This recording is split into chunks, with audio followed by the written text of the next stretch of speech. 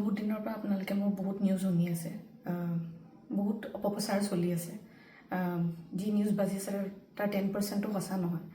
আৰু মই ইমান দিনে একো মাত মাতিব পৰা নাই, কাৰণ ইমান হেৰেছমেণ্ট, ইমান মেণ্টেল হেৰেছমেণ্ট, যোনটো কেতিয়াও মই ভাবাই নাছিলোঁ হ'ব বুলি, সেইখিনি মই পাৰ কৰিব লগা হৈছে।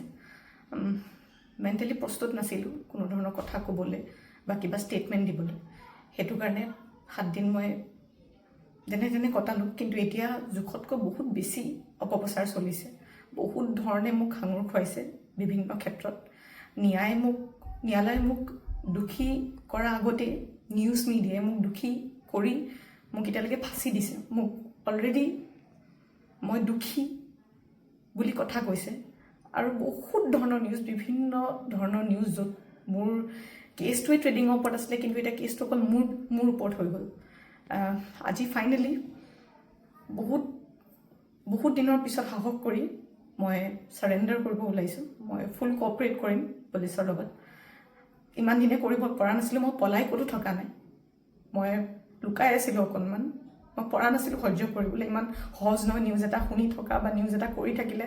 যি মন যায় তাকে কৈ আছে, কোনো ধৰণৰ তথ্য নোহোৱাকৈ কথা কৈ আছে। মই ভাবিছিলোঁ ইমানখিনি কেতিয়াও নিউজ মিডিয়াই নকৰে, ইমান তথ্য নথকাকৈ ইমান নিউজ নবজায়। কিন্তু আজি মিডিয়াৰ ফলত মই আজি দোষী। গোটেই মানুহৰ আগত মোৰ মান সন্মান, মোৰ মা দেউতাৰ, মোৰ পৰিয়ালৰ গোটেইবোৰ উলংঘ হৈছে।